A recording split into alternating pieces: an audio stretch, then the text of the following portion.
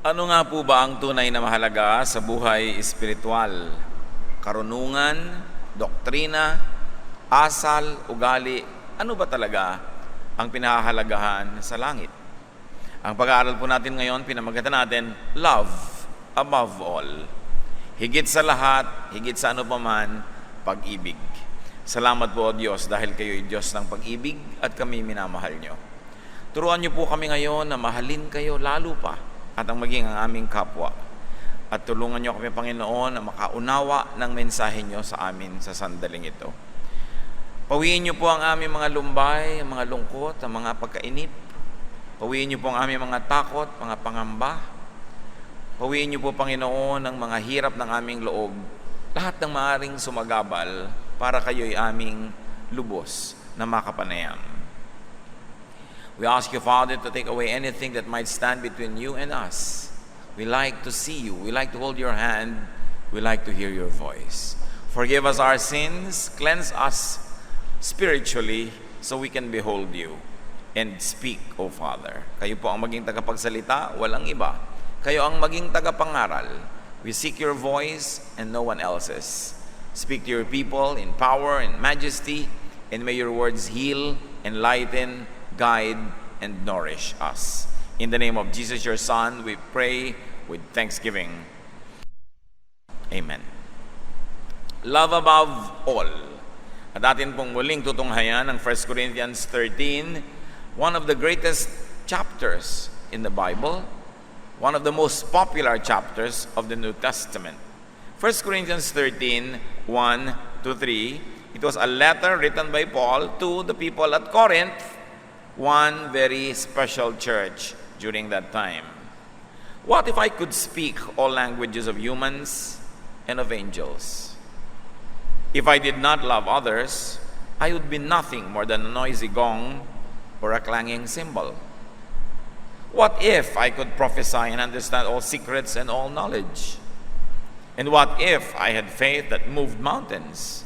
I would be nothing unless I loved others. What if I gave away all that I owned and let myself be burned alive? I would gain nothing unless I loved others. Nakita po natin dito na ang mga pinahahalagahan ng mga Kristiyano nung panahon na yon ay parang naging baliwala. Pero hindi yun ang tunay na mensahe. Yung pagsasalita ng mga iba't ibang wika, known as speaking in tongues, was valued, especially at the Church of Corinth, to the point that it was abused. Yung prophecy, hindi lang yung pag-iisip kung ano ang mangyayari sa kinabukasan, kundi yung pagtuturo ng salita ng Diyos at pagpapaliwanag nito, pag-unawa ng mga hiwaga at mga kalamang lihim, lahat yung mahalaga noon. Pati ang pananalig na pinakamahalaga dahil ito'y daw ay pwedeng magpaalis ng mga bundok, pumawi ng mga suliranin, and faith could do anything because faith moves the hand of God. All of these were highly valued treasures of faith. But the writer says, all of them are nothing if I didn't love. Those were not being trivialized, but Paul was saying that even if I had all of these religious and spiritual qualities, if they don't find fruition in love, kung hindi yan mamumulaklak at mamumunga ng pag-ibig, para ano pa ang lahat ng yan? So, love above all. Love is above sign gifts. Yung mga ipinakita ng mga speaking in tongues, the so-called charismatic gifts, ano ngayon kung meron ka nun, kung hindi ka maibigin? Love is above prophecy, teaching, knowledge, even doctrine, which many people kill or die for. Corinthians tell us, it's nothing without love. If not done in love, and if it does not result in love, teaching is nothing. Love is above faith even, belief, religious orientation. The very important committing and entrusting of oneself to God. Even that is said to be nothing unless it results in love and unless it is expressed in love. Love is even above charitable giving, which was a highly prized habit or movement or action of believers. Love is about personal sacrifice.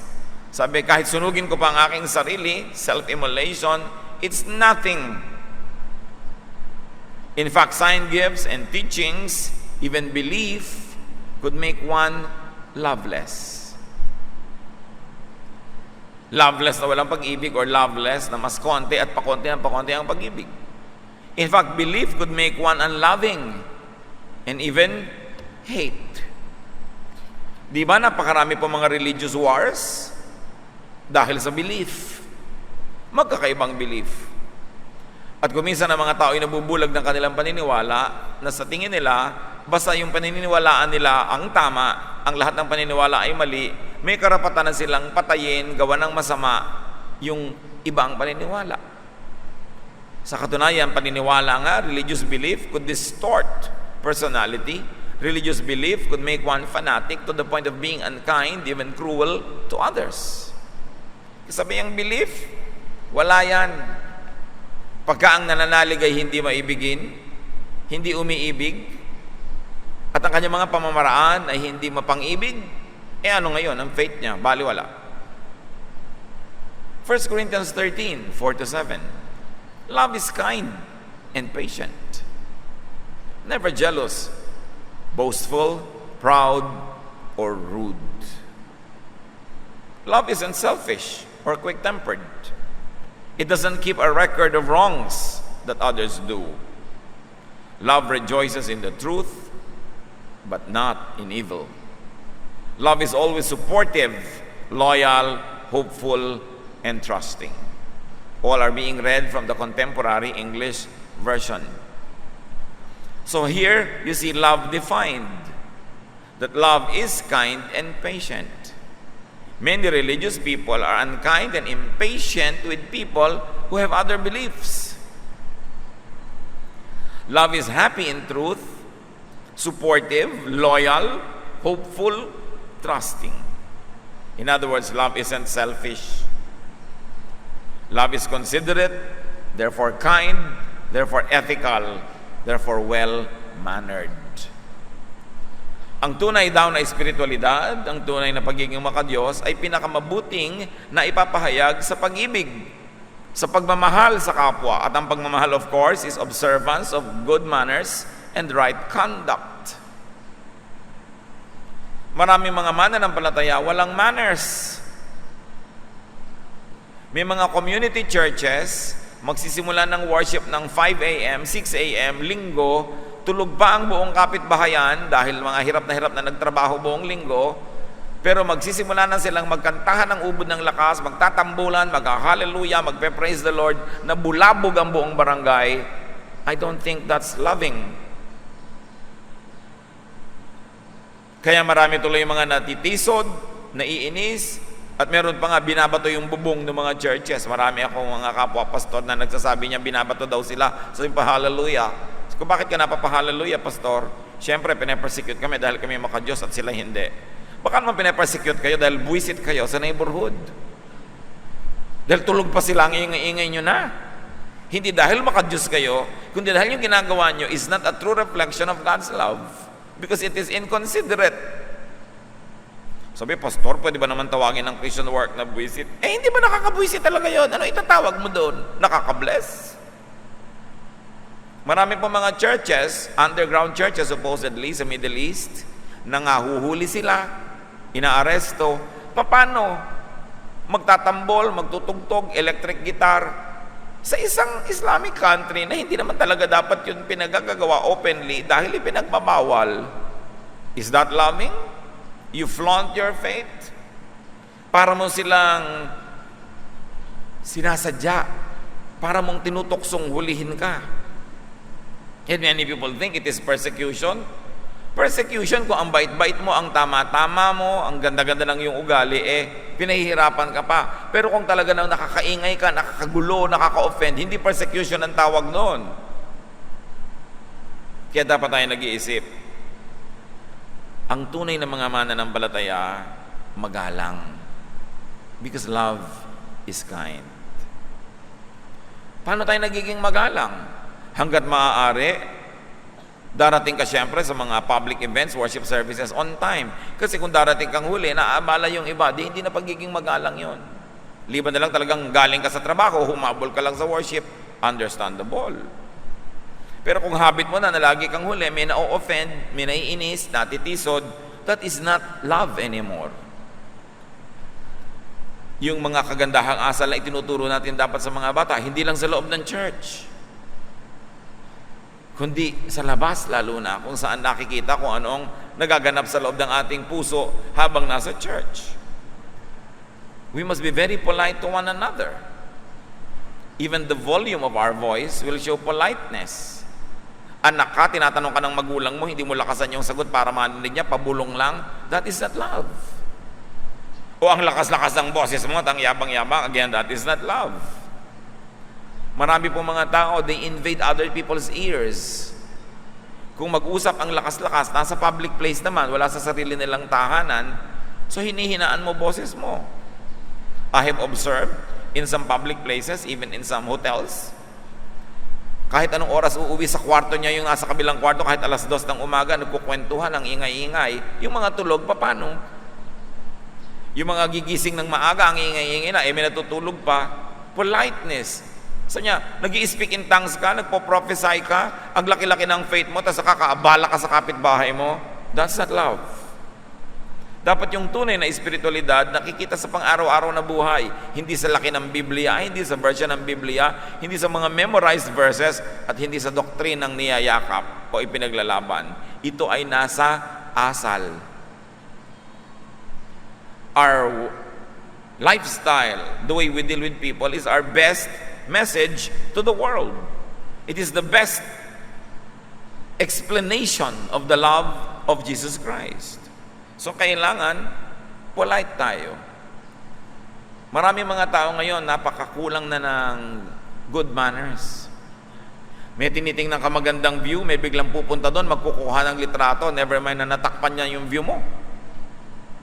Simpleng-simple. Kailangan ng mga Kristiyano doon nakikita yung doktrina. Yung mga paniniwala, sabi niya, hindi yan guarantee na ikaw nga ay pinamumugaran ng Espiritu ng Diyos. On the other hand, belief could make one unkind and impatient, as we have already said. Belief could make one unhappy in others' truths. Committed na ng committed ang utak. Habang nagiging committed sa Panginoon, kumikitted naman ang utak. Wala nang ibang kayang isipin, tanggapin, o itolerate man lang. Belief could make one unsupportive and even warlike. Kaya nakikita nyo yung mga iba pagka na-involve sa isang Bible-based community of faith, nakakalaban ng mga pinsan, nakakalaban ng mga auntie, ang mga kamag-anak, gumagawa ng mga bagay na religyoso in nature but very unloving, very impolite, to the point that relatives are alienated, and all the more that they become very, very difficult to win for the Lord. Iginigiit ang kanilang religious system sa isang pamilyang iba naman yung religious belief. Kailangan marunong kang gumalang sa iyong kapwa. Yung pagkakakilala kay Kristo ay hindi lisensya na maging magaspang ang ating mga asal. Belief could make one disloyal even to his own family. Mga kaibigan, nagkakahiwa-hiwalay, nagkakagalit dahil sa belief. Sabi ni Lord, just love. Love is the best explanation of your belief. Belief could make one even distrusting of other people. So we are very, very quickly told that love is not jealous or boastful or proud or rude. Love is not selfish or quick-tempered. Hindi ito mapagtanim ng mga sama ng loob. Hindi mapaglista ng mga pagkukulang at kasalanan ng kapwa. And love is not happy in evil. And then again, on the other hand, belief could make one jealous of other beliefs. Belief could make one jealous of other believers. Kaya napakalaki din ng competition even within a church. Lalo kung sa mga church na may mga eleksyon, ng mga board at kung ano-ano, ang daming competition, ang daming politicking, samaan ng loob, magulo. Belief could make one jealous of the other. Laging ako lang, tayo lang, yung iba, hindi dapat. In fact, belief could make one boastful or proud. May mga belief systems, mga religious communities na ipaglalagayan nila sa mga t-shirt nila yung kanilang doktrina, and very proudly, halos ipagsampalan nila sa lahat ng kaharap. In fact, belief could make one rude. There is so much rudeness that is done in the name of belief.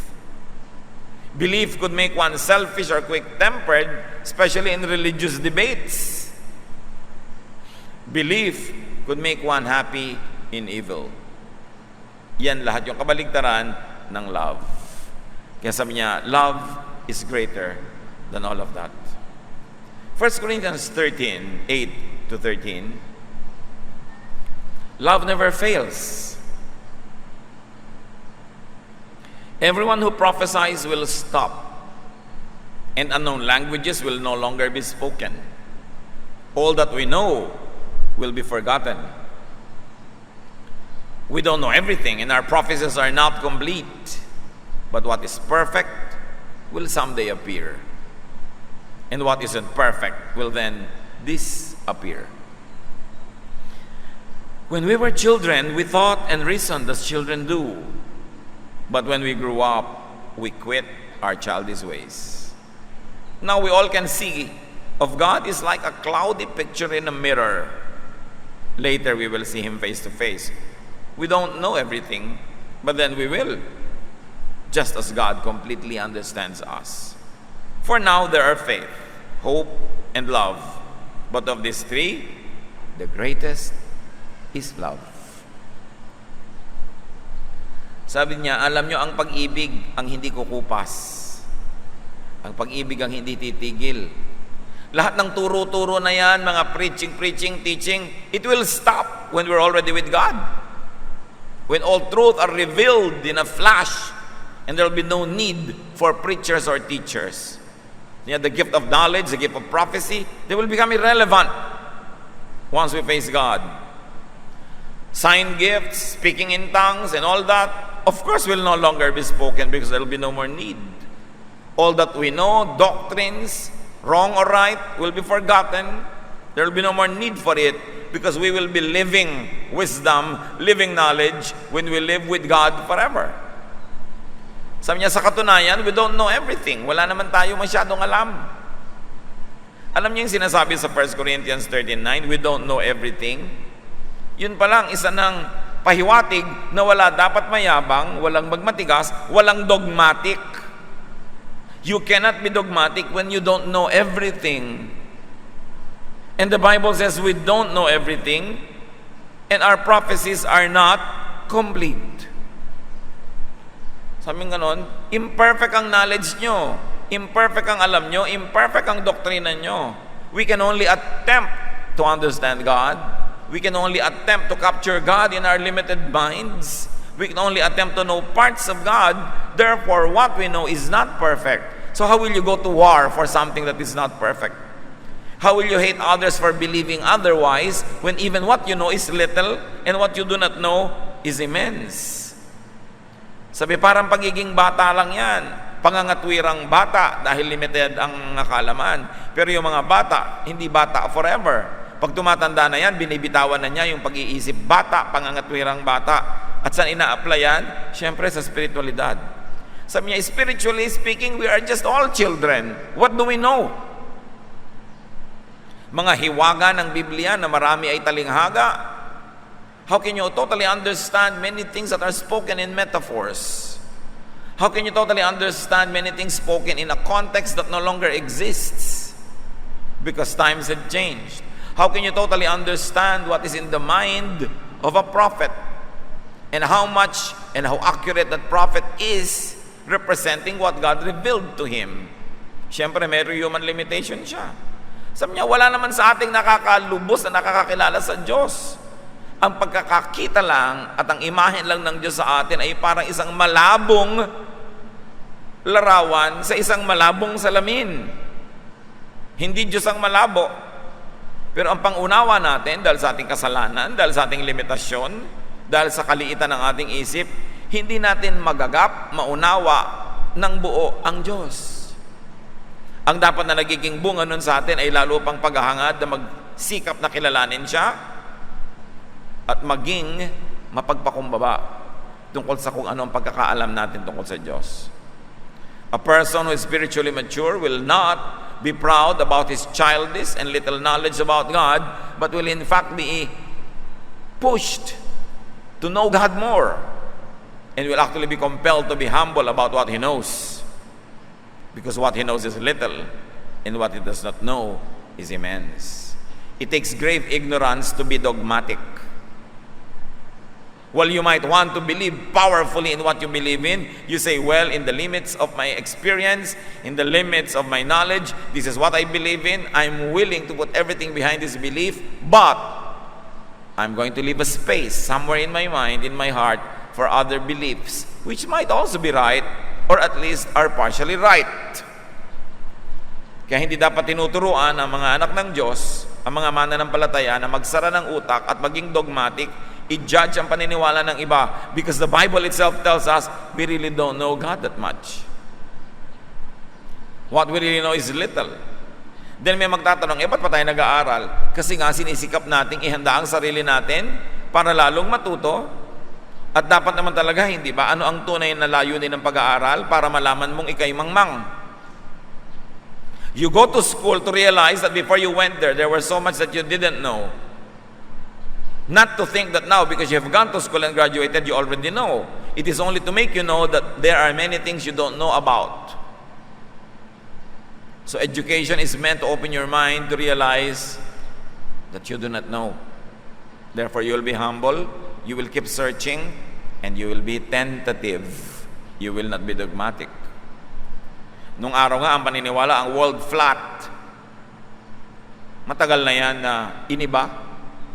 Dahil napatunayan natin hindi pala bilog. Pati ang simbahang Katolika binawi na rin yung pag-condemn sa isang katuruan noon na ang mundo ay umiikot sa araw. Kasi ang paniniwala ng simbahan noon, yung araw ay sumisikat at lumulubog talaga. At ang mundo ang nasa gitna ng lahat. Scientists were even condemned and imprisoned because of their assertions. Pero binawi na yun ng simbahan dahil niya, oo nga, ang araw nga ang nasa gitna ng universe. What we do not know is little. So no matter how much you believe in what you know, you must be humble. Humility, courtesy, love is a true sign of godliness. Not arrogance, not proud, not dogmatism. Kailangan merong lugar. So sabi niya, yes, ngayon ang hawak natin tatlo. Pananalig, pag-asa at pag-ibig. Pero alam niyo ang pinakamahalaga dyan, pag-ibig. Love above all. Yung mga komisan ay kinokondem natin na hindi relihiyoso, hindi pala simba, hindi pala basa ng Biblia, pero ang mga paraan nila maibigin, magalang sila, mabait sa kapwa, they are greater than we. Who profess to know the truth and yet are not loving. Ngayon, loving na sila, palasimba pa, nag-aaral pa ng Biblia, sumusunod pa sa mga kautusan, di talaga ang laki ng potential niya na maging great. Pero hindi pwedeng ipagyabang ng religious person yung religion niya over somebody who might look not religious enough, but actually more loving. Love is the universal language of faith and God. Kahit saang wika, kahit saang kultura, makikilala mo yung maibigin. What are the triumphs of love? Love's triumph include many things. Love wins. Love overpowers. Love supersedes. And love will outlast and outlive even prophecy. Matagal nang hindi kailangan ng mga propeta, mangangaral, preacher, pag-ibig pa rin ang iiral. Dahil darating ang panahon, magkakapantay-pantay ang lahat ng anak ng Diyos ng pagkakaunawa sa katotohanan at pagkakakilala sa Diyos. Dahil pagharap natin sa Diyos ng mukhaan, He will reveal Himself. The perfect will become perceivable, and because of that, the imperfect will become irrelevant. Love triumphs over sign gifts, and even over knowledge, scholarships, and philosophies. Love triumphs above all. It is love that is perfect. Yung pag-ibig lang talaga ang tunay na perfect sa lahat. Kaya yung maibigin, natutupad na niya, nagaganap na niya ang kautusan. Kahit hindi nakikita officially, formally, legally. And you know why love is the greatest? Because God is love. Yan ang pinakamalaking description sa Diyos. God is love. Love will outlast reasoning, debates, childishness. Hindi na tayo laging makikipagtalo dahil ang buong katotohanan ay ipagkakaloob. Love will outlast dimness and even dullness of mind. And as we are told, love will outlast ignorance. Even ignorance is not permanent, but love is permanent. Love will outlast faith, hope. Why? When truth is fully revealed, therefore understood, then even faith will become irrelevant. Ano bang pananalig? Yung buong-buo mong tinatanggap, ang isang hindi mo lubos na nauunawaan at sumusunod ka doon kahit hindi mo siya lubos na naiintindihan dahil nananalig ka. Pero pag ang buong katotohanan ay inihayag na, hindi mo na kailangan manalig. You will no longer need faith because it will become known, therefore it is just plain knowledge. So even faith moves mountains, and faith is great, love is greater. Sino-sino ang mga kilala niyong kamag-anak, kaibigan, na maibigin, but less religious than you? They are probably more spiritual. Sino yung mga maibigin na binabaliwala natin yung pag-ibig nila dahil tinuturuan tayo ng doktrina na yung kung ang pag-ibig ay hindi expressed within our religious context, it is nothing. The Bible doesn't say that. The Bible says God is love and love is the greatest. Pag galing ka sa worship, uuwi ka, anong pag-ibig ang naipapakita mo sa mga kasambahay, mga kapitbahay, kapwa-tao ni hindi mo kakilala? Baliwala yun, nalaman mong doctrine kung hindi namunga ng pag-ibig. Kaya nga, mga tunay na mananampalataya ay maibigin sa kapwa. Hindi man niya iniibig emotionally, dahil hindi ka naman pwede maging emotionally in love with everybody. At least yung mga pamamaraan mo ay maibigin. Nagtubukas ka ng radyo, kung may mga kapitbahay ka, hinihinaan mo para hindi siya mabulahaw. May pagkain kang masarap, nagpapadala ka sa mga kapwa mo, lalo kapuspalad. May mga kilala ka, pamangkin na mag-e-enroll na, kulang ang pang-enroll, dinadagdagan mo kahit paano. Sino ang sasalungat sa doktrina na yon? May mga damit ka na extra, ibibigay mo, kesa sa binubulok mo lang yun sa iyong cabinet. Ang dami-dami mong koleksyon ng pabango, o makukontento ka na lang sa isa, ipapamigay mo sa iba na may gusto noon. Anong mas mataas na Sunday school lesson ang pwedeng lumaban doon sa ganung pag-ibig?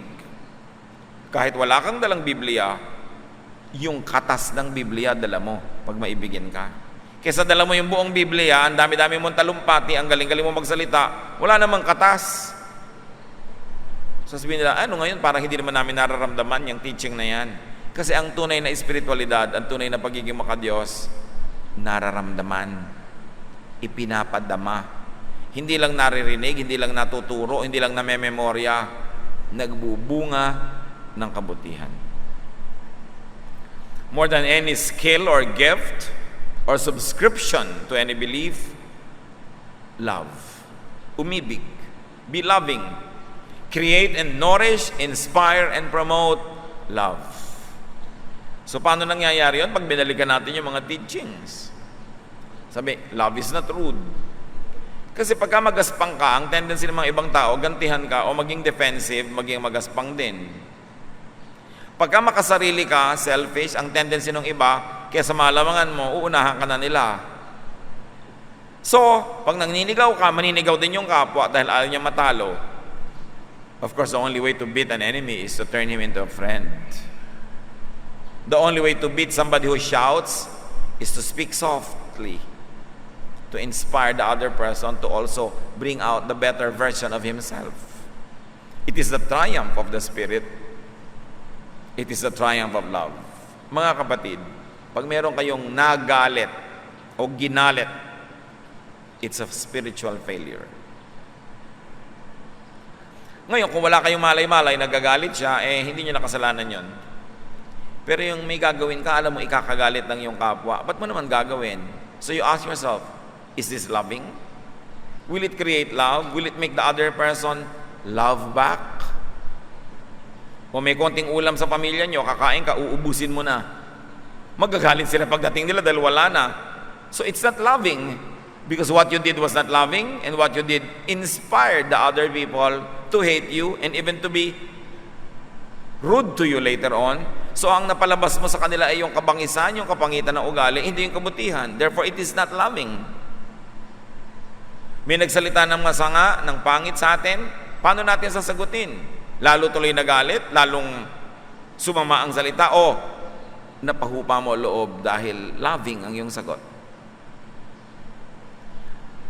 Ang goal ng iba lagi mag-soul winning, let's win souls, kailangan ma-convert ang mga tao, that's good. Pero hindi ba mas practical at mas madaling gawin na ang goal mo maging loving? O lalaki ka naman, malakas ang iyong katawan. Uso pa ba na nagpapaupo ka ng mga buntis na nakatayo sa bus? O sa kasikipan ng anak na yung buntis dahil napipinas siya sa MRT? Uso pa ba? Dapat uso. Pero kita nyo, pagka ang mga tao, mga wild, ang tendency mo, lumabas na yung wild side mo because you protect yourself. So when you inspire people to bring out their soft side, that is love. And that is because you are not threatening. So you make people feel at ease. Bakit ang mga tao may mga walls?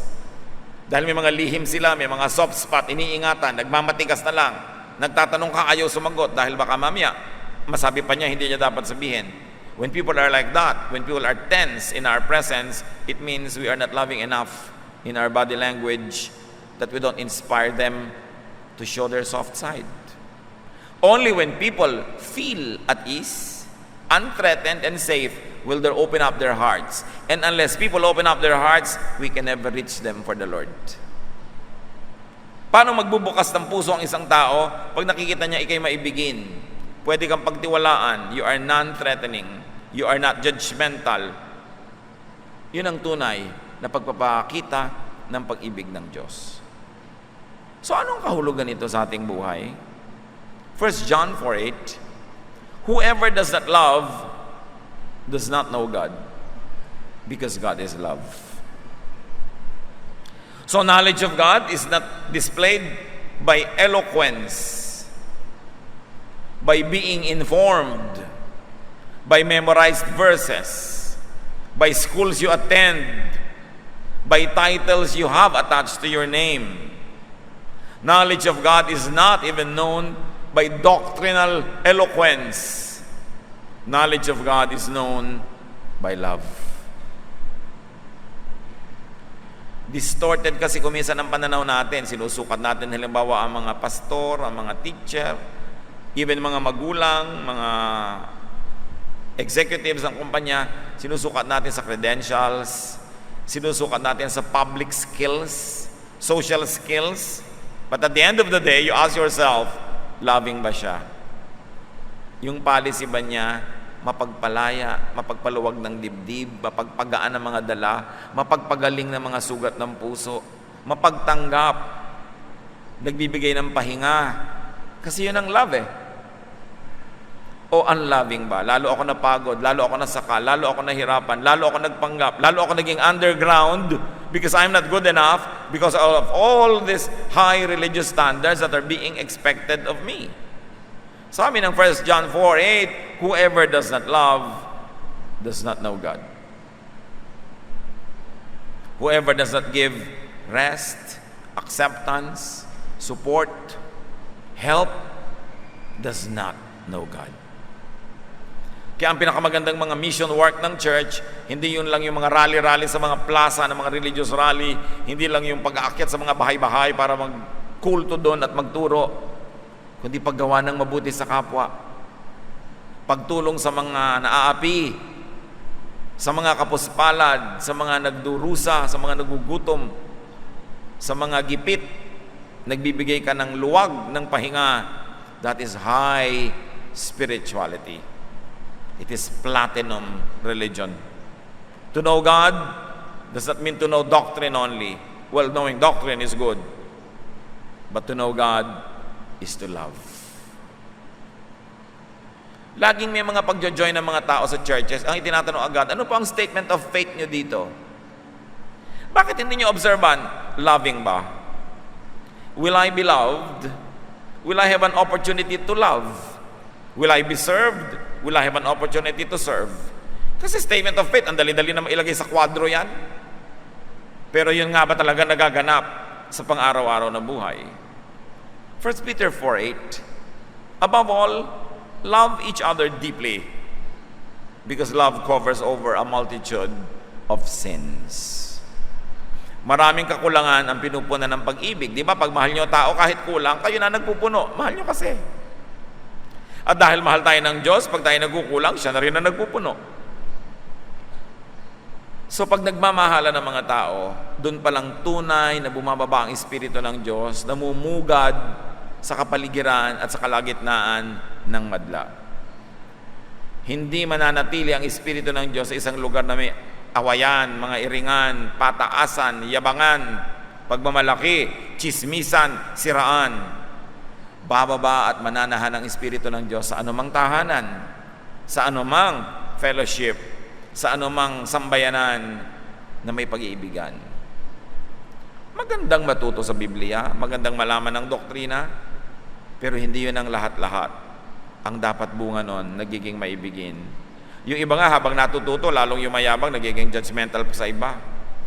Yung iba habang natututo ng mga doktrina, lalo namang nagiging mapangpuwera.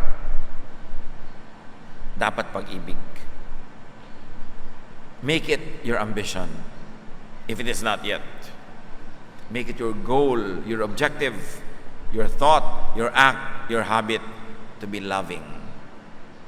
And loving takes a lot of giving. Giving of time, of talent, of treasure.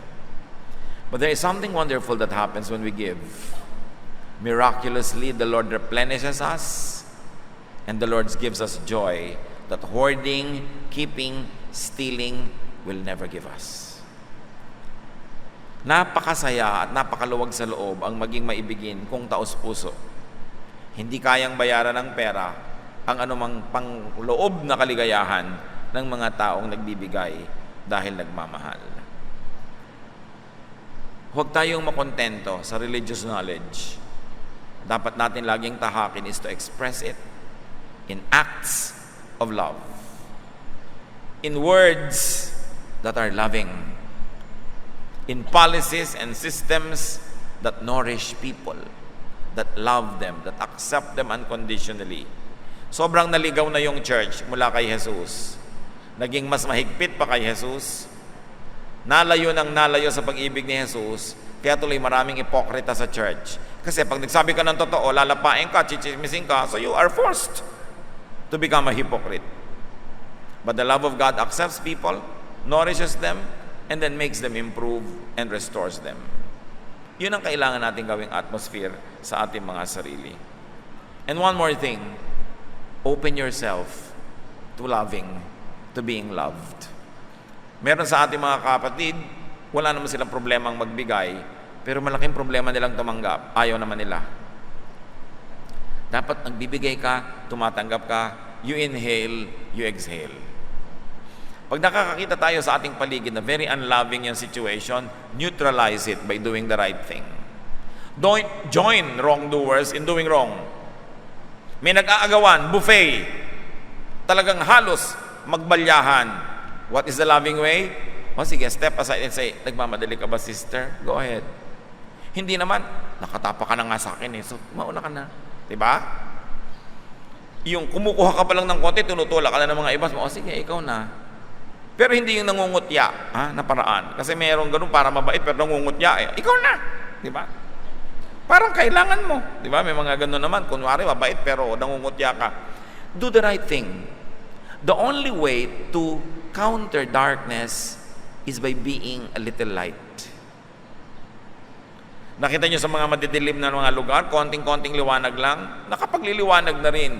Kaya mas madilim ang kapaligiran, mas mahalaga na maging ilaw tayo. And we are called light of the world, salt of the earth. Sa bahay nyo, laging sinigawan ka, be quiet. Kesa manigaw ka rin, you will know and you will see that it will work. It doesn't always work at once, but truth prevails. And the Bible tells us, love prevails.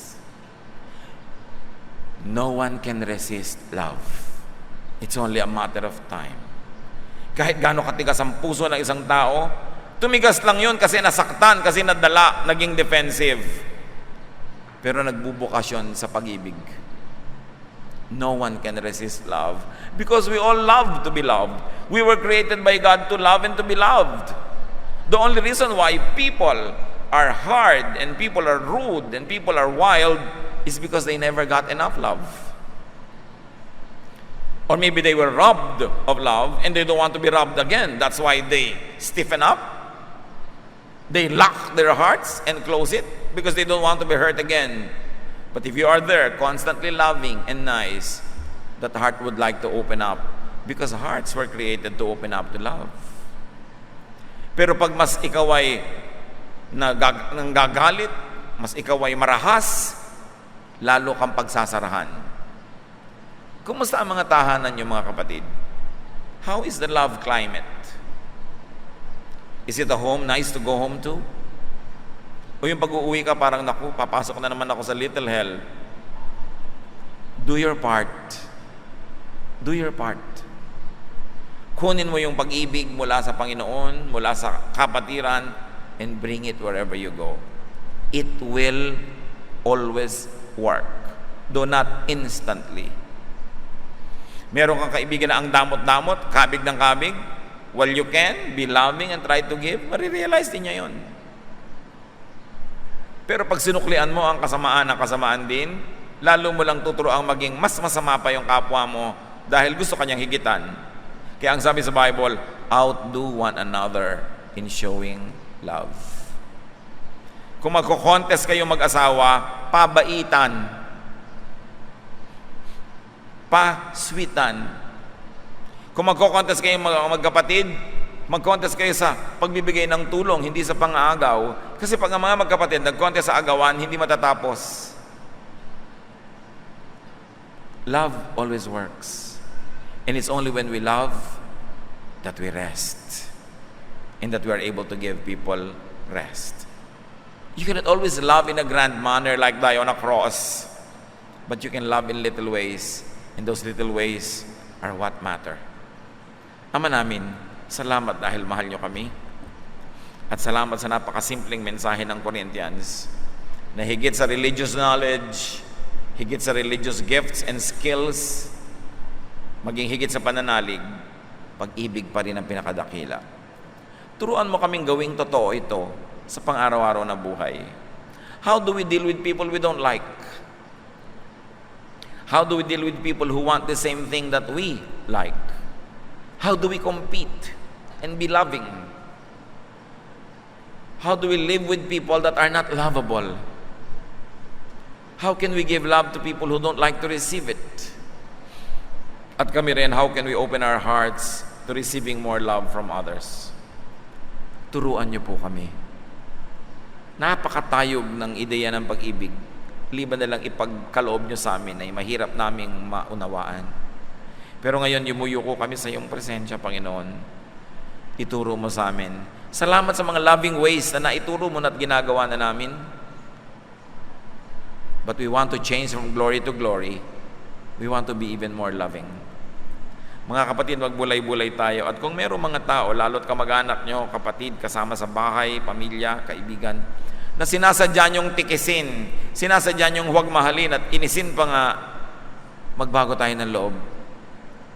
Today, when you hear the words of God, do not harden your hearts as in the rebellion of Lucifer, but let the words of God soften our hearts so they will take roots and bear flowers and fruits.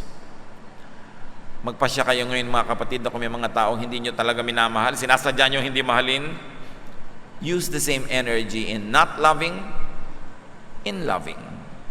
Nakakapagod hindi magmahal. Nakakapagod na hindi mamansin. Nakakapagod na baliwalain ng kapwa. So gamitin na lang yung pagod na yon sa kabaligtaran, sa pagiging maibigin at matulungin. Kung merong nagmamahal sa inyo na ayaw niyong tanggapin, unless of course it's romantic love that you don't like and you may not receive, pero meron kayong mga kamag-anak, kaibigan, gustong maging close sa inyo, gustong gumawa ng mabuti, give them the chance. Maaaring nagawan kayo ng masama noon, pinagsarahan nyo na siya, at ngayon nagpapakita na gusto niyang manumbalik ang inyong relasyon, give them the chance, open up, and be loving again. Nakakapagod magalit, mas may pahinga sa pagmamahal at sa pag-ibig. At kung meron sa ating sobrang magagalitin, mainitin ang ulo, laging may na-offend, nagagalit, nagtatampo sa atin, let's stop this.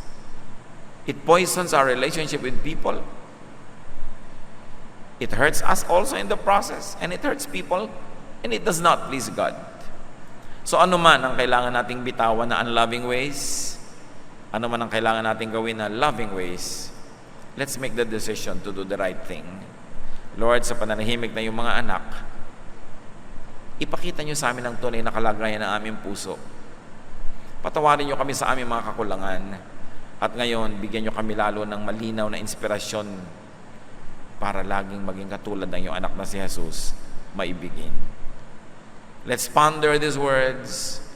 Let's be alone with the Lord and hear the still and small voice of the Spirit in silent prayer.